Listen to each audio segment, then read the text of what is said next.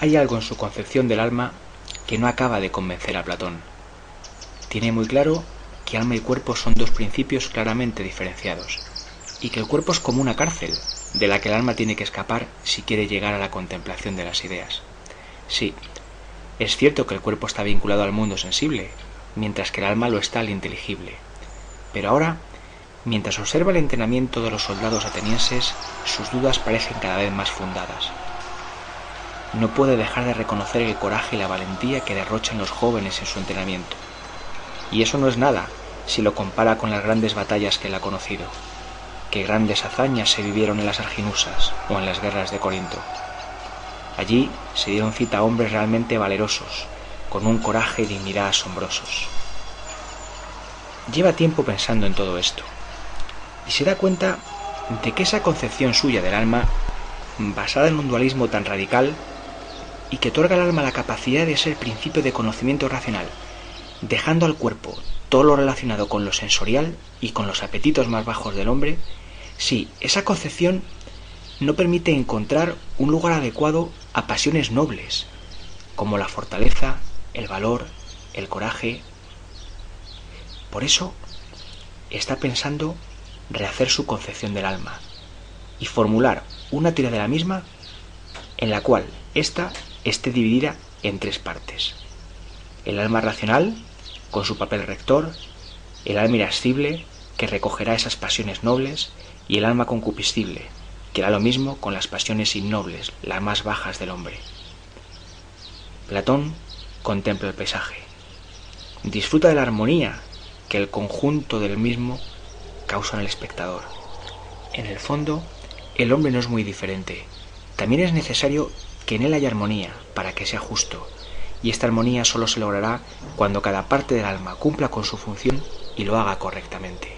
El hombre justo será, pues, prudente, fuerte y moderado. Definitivamente, la nueva concepción del alma ya está tomando forma en su mente.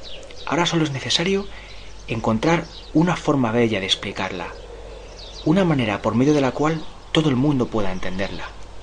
Platón imagina un carro alado. En él, un cochero, una auriga, conduce a dos caballos, uno blanco y otro negro. El cochero simboliza el alma racional. Él tiene que guiar. El caballo blanco, el alma irascible, y el caballo negro, el alma concupiscible. El auriga, que simboliza el alma racional, debe conducir bien al carro, para que no pierda sus alas y acabe cayendo al mundo material, de lo sensible. A Platón le gusta la idea, le gusta esa imagen. Piensa plasmarla en un diálogo. Lo llamará Fedro.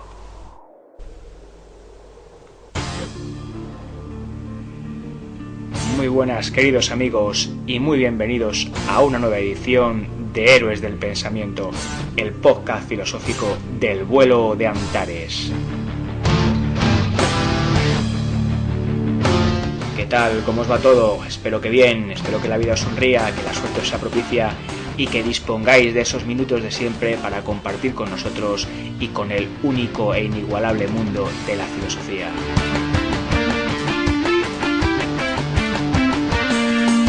Hoy abordamos un nuevo capítulo de la filosofía platónica para tratar su concepción del alma, esa parte esencial del hombre que tiene como destino último final la contemplación de las ideas y, en definitiva, la idea de bien. Antes de empezar, como siempre, una vez más, deciros que estáis todos invitados a visitar nuestra página web, elvuelodeantares.com, donde podéis encontrar artículos y archivos de audio relacionados con el mundo de la filosofía y de la ciencia y que tal vez pueda ser de vuestro interés. Si ese es vuestro deseo, estáis invitados. elvuelodeantares.com. Y sin más dilación, vamos ya con la doctrina platónica del alma. Bueno, si intentemos abordar el asunto de una manera cercana. Imaginemos que preguntamos a gente que va pasando por la calle tranquilamente qué piensan del alma o con qué tiene que ver el alma. Supongamos que vamos a dar por supuesto que el alma existe, en principio, porque vamos a hablar de ella, ¿no? Si decimos que no, pues poco tenemos que hablar. Bueno, si preguntamos a la gente en la calle sobre este tema, yo creo que fundamentalmente recibiríamos dos tipos de respuestas. Seguro que hay alguien que nos decía que el alma tiene que ver o está relacionada con el hecho de estar vivos. No en vano pensemos que el alma es lo que abandona el cuerpo cuando morimos. Otras personas a lo mejor afirmaban que el alma tiene que ver con, bueno, pues el conocimiento racional, podríamos decir, con las actividades psíquicas superiores del hombre, y en concreto además porque hay mucha gente que piensa, o se piensa normalmente, que el hombre es el ser vivo que tiene alma, así que si el hombre es el único ser vivo que tiene alma, bueno, pues tal vez es que el alma tenga que ver con eso que nos diferencia de los demás seres vivos, que es justamente la razón. Así pues tendríamos estos dos tipos de respuestas. Una que tendría que ver con, al preguntar sobre el alma, ¿no? Una que tendría que ver con el hecho de estar vivos y otra que tendría que ver con la actividad o con el conocimiento racional. Pensemos que de la primera respuesta, la que aludía a que el alma tiene que ver con el hecho de estar vivos, pues se sigue que más o menos todos los seres vivos tienen alma, por eso son seres vivos, ¿no? Si el alma tiene que ver con el hecho de vivir, pues todos los seres vivos tienen alma. De la segunda respuesta, se sigue más bien que el único ser vivo que tiene alma sería el hombre. Claro, la primera respuesta está suponiendo que la unión entre el alma y el cuerpo es una unión muy estrecha. Digamos que alma y cuerpo están estrechamente unidos y que el alma es lo que hace que el cuerpo viva, y que de alguna manera el alma no tiene sentido sin el cuerpo y el cuerpo sin el alma. Alma y cuerpo mantienen una estrecha unión, pero es difícil explicar la inmortalidad del alma. Si la función del alma es hacer que el cuerpo viva, cuando el cuerpo muere, en cierto modo, el alma se queda sin función. Pero si aludimos a la otra respuesta, esa que hacía referencia a que el alma era sobre todo principio de conocimiento, tiene más sentido plantearse la inmortalidad del alma, y sin embargo sería más difícil explicar la unión entre alma y cuerpo. Bueno, un poco estas dos respuestas que nos podía dar la gente de la calle se vinculan al pensamiento, por una parte de Aristóteles y por otra parte de Platón.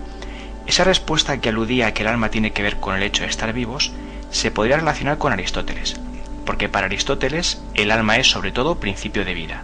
Y esa otra que aludía a que el alma era principio de conocimiento racional se podría relacionar más con Platón, porque para Platón el alma era sobre todo eso, principio de conocimiento racional. De esta manera ya podemos, por ejemplo, sacar como conclusión que para Aristóteles el alma va a ser mortal, porque hay una unión muy fuerte entre cuerpo y alma y uno no tiene sentido sin el otro, mientras que para Platón el alma va a ser inmortal, porque cuando muere el cuerpo el alma escapa buscando conocimiento, buscando las ideas. Bien, ahora esto es pues como muchas de las cosas que hacemos aquí, es una simplificación. Quiero decir, Aristóteles no niega que el alma sea principio de conocimiento racional, igual que Platón no niega que el alma sea tampoco principio de vida. Simplemente estamos diciendo que cada uno de los dos filósofos pone más acento en una concepción que la otra, pero no se trata de negar ninguna. Bien, es decir, Aristóteles pone más acento en el hecho, en la idea de que el alma es principio de vida, mientras que Platón pone más, énfasis en el hecho de que el alma es principio de conocimiento racional. Esta concepción del alma que defiende Platón está muy vinculada, como siempre, una vez más, con la teoría de las ideas. Recordemos que la teoría de las ideas establecía un claro dualismo entre mundo inteligible y mundo sensible. Igualmente aquí, que estamos hablando del alma y por tanto del hombre, a nivel antropológico ya se aprecia un dualismo claro, porque hay una separación radical entre alma y cuerpo. El dualismo es evidente. Hay una separación radical porque, alma y cuerpo pueden estar juntas, pero momentáneamente. No es el estado esencial del alma estar unida al cuerpo. De tal forma que tenemos por una parte en este dualismo antropológico. Por una parte digo, el alma, que es afín a las ideas. ¿Qué significa que es afín a las ideas? No es que sea una idea, pero sí que tiene mucho más que ver con las ideas que con el mundo sensible formado por las cosas. En cierto modo, el alma tiende hacia ese mundo de las ideas en busca de su conocimiento, es impulsada hacia ellas, hacia la contemplación de las mismas. Mientras que por otra parte tenemos el cuerpo. El cuerpo pertenece al mundo de los seres físicos y en cierto modo está valorado negativamente por Platón. Ahora vamos a ver en qué consiste esa valoración negativa. Así pues, un claro dualismo. Alma frente a cuerpo. Ya decíamos que para Platón el alma es inmortal, pero es difícil explicar la correlación, la armonía entre cuerpo y alma. De tal manera que, por una parte tenemos el alma, que, bueno, pues al ser afín a las ideas es inmaterial y por naturaleza inmortal, y por tanto la unión entre alma y cuerpo no es un estado esencial del alma, es un estado accidental, es decir, momentáneo, y que lo suyo es que acabe rompiéndose, porque es no solo accidental, sino que en el fondo es antinatural, es negativo para el alma, porque el estar unido al cuerpo significa que el alma no puede elevarse hacia la contemplación de las ideas. Por otra parte, tenemos el cuerpo, que aparece como una especie de cárcel, una cárcel de la que el alma lógicamente tiene que escapar. Ahora bien, para escapar el alma tiene que purificarse. No tiene que purificarse de las tentaciones que por supuesto provienen del cuerpo, de lo material. Ya hemos dicho que Platón valoraba negativamente al cuerpo en este sentido, porque el cuerpo es fruto de tentaciones físicas para el alma. Si el alma se deja dominar por el cuerpo, es arrastrada hacia abajo, hacia el fango, hacia el lodo, hacia lo material, hacia el mundo sensible, y entonces es incapaz de contemplar las ideas, que es su verdadero objetivo. Podéis pensar y tener en cuenta que esta valoración negativa en el fondo de lo sensorial, de lo material, en Platón también se encontraba, por ejemplo, en la escuela pitagórica, que, bueno, pues influyó mucho en el pensamiento platónico. Así pues estamos diciendo que el alma tiene que purificarse para poder contemplar las ideas. Si el cuerpo domina al alma, no se purifica. Y entonces el alma lo que tendría que hacer es reencarnarse una y otra vez hasta que consiga purificarse y así estar en disposición de contemplar las ideas. Pensad por un momento que entonces para el filósofo lo mejor es morir. Y la filosofía es una preparación para la muerte, porque la filosofía es empezar a buscar ese conocimiento que el alma solo consigue cuando se separa del cuerpo, es decir, cuando llega la muerte. Pero la muerte no es ninguna tragedia para el filósofo, sino la culminación de esa búsqueda del conocimiento y en concreto del conocimiento de las ideas. Bien, vamos a hablar de las tres partes del alma, porque Platón dividió el alma en tres partes y ahora vamos a tratar de explicar por qué. Hasta aquí hemos hablado de un dualismo radical.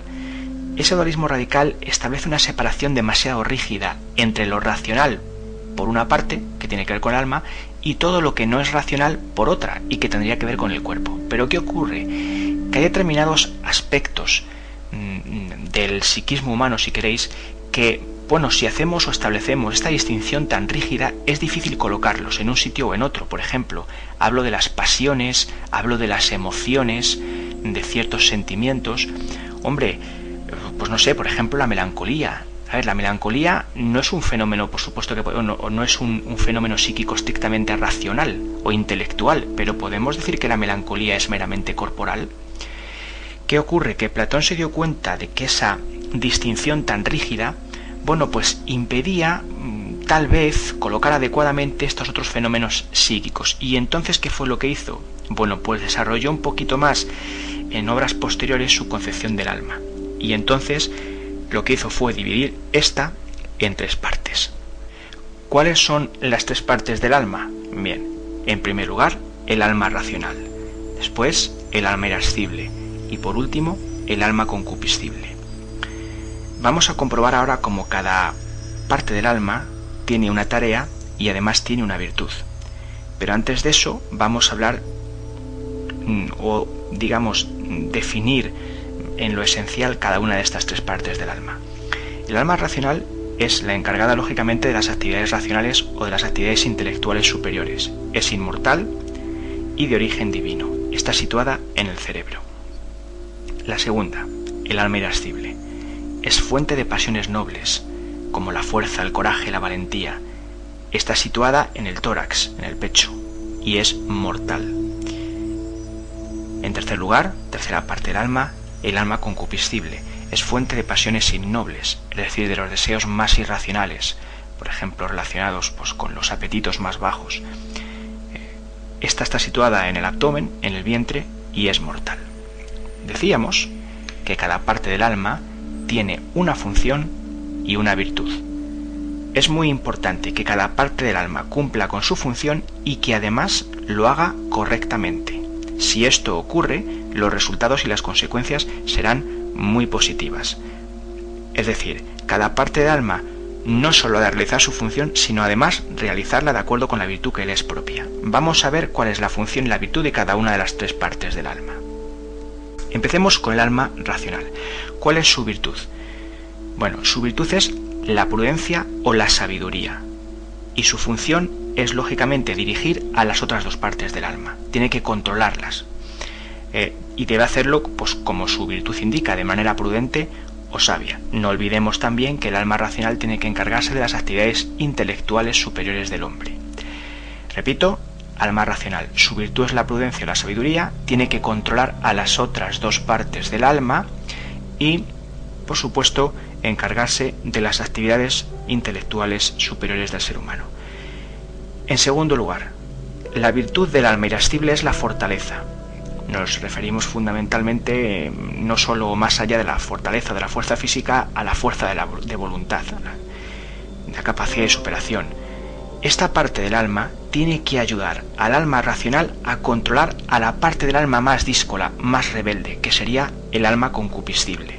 Es decir, tiene que ayudar al alma racional a controlar las demandas irracionales de la última parte del alma. Además, recordad que tiene que, pues, la encargada de recoger las pasiones nobles. Repito, alma irascible, virtud es la fortaleza, y tiene que ayudar al alma racional a controlar al alma concupiscible y además recoge las pasiones nobles. Por último tenemos el alma concupiscible. El alma concupiscible tiene su virtud correspondiente, que es la templanza o la moderación. Y esto significa que el alma concupiscible sea moderada, significa que tiene que dejarse dirigir por la parte del alma que está capacitada para ello, que es el alma racional. Si no se deja dirigir por el alma racional, no estará siendo moderada y entonces ni estará cumpliendo su función ni lo estará haciendo de manera virtuosa. Repito, que el alma concupiscible sea moderada significa que tiene que dejar que el alma racional dirija y no ceder a las tentaciones. Esta concepción del alma, Platón la expresa muy bien en el Fedro con el mito del carro alado. Se concibe el alma como un carro alado que está conducido por un cochero, que es el alma racional, y por un caballo blanco, que es el alma irascible, y un caballo negro, que es el alma concupiscible. El cochero tiene que controlar el carro. Si ese carro alado se descontrola, cae hacia abajo, y caer hacia abajo significa caer hacia el mundo de lo material, hacia el mundo sensible, y entonces el alma cae en el lodo y ya no puede levantarse, y ya no es capaz de volar hacia el mundo de las ideas. El cochero es el alma racional, el caballo blanco es el alma irascible que tiene que ayudar al cochero a controlar el caballo negro, digamos que es el que representa el alma concupiscible, el más vinculado a las tendencias corporales, a los deseos irracionales. ¿Qué ocurre si cada parte del alma realiza su función y además la realiza de manera virtuosa? Bueno, pues entonces lo que ocurre es que hay armonía entre las tres partes del alma. Y cuando hay armonía entre las tres partes del alma, hay justicia. Platón define así la justicia, la armonía entre las tres partes del alma. Esto significa que cuando cada parte del alma cumple su función y lo hace de manera virtuosa, tenemos o estamos ante un hombre justo. Un hombre justo que sería, por tanto, sabio, fuerte y moderado. Esta última idea es esencial, porque pensad que la justicia puede ser entendida, si queréis, de dos maneras. Un hombre puede ser justo, pero al mismo tiempo podemos hablar de justicia en una ciudad, en la polis. Y ya veréis cuando lleguemos a la política que igual que un hombre es justo cuando cada parte del alma cumple su función y lo hace de manera virtuosa, en la polis hay justicia cuando cada clase social cumple con su función y también lo hace de manera virtuosa, o de acuerdo con la virtud que es propia a cada clase social. Esto ya lo veremos más adelante. De tal forma que, para resumir, yo establecería lo siguiente. Para Platón, el alma es, sobre todo, principio de conocimiento racional. En la concepción platónica del alma se establece un claro dualismo a nivel antropológico, separación radical entre cuerpo y alma. El alma está unida al cuerpo, pero tiende a no estarlo. Es un estado antinatural. El alma tiende a contemplar las ideas y para ello tiene que escapar del cuerpo, que es como una cárcel. Platón dividió el alma en tres partes para intentar situar fenómenos psíquicos que si no, no se podían situar adecuadamente. Esas tres partes eran el alma racional, el alma irascible y el alma concupiscible, cada una con una función y una virtud. La función del alma racional es encargarse de las actividades racionales superiores y dirigir a las otras dos partes del alma de acuerdo con su virtud, que es la sabiduría o la prudencia. El alma irascible tiene su función, que es ayudar al alma racional a controlar al alma concupiscible, y recoge las pasiones nobles. Su virtud es la fortaleza. Y por último, el alma concupiscible, que tiene su virtud, que es la moderación, lo cual significa que debe dejarse guiar por el alma racional, y al mismo tiempo recoge las pasiones más bajas, más innobles. Cuando cada alma cumple su función y lo hace de manera virtuosa, hay armonía, y por tanto el hombre es justo. No olvidéis que el alma racional es inmortal, se sitúa en el cerebro; el alma irascible es mortal, se sitúa en el pecho; y el alma concupiscible se sitúa en el vientre y también es mortal. Con esto yo creo que llegamos un poco, pues al final de la exposición respecto a la doctrina platónica del alma.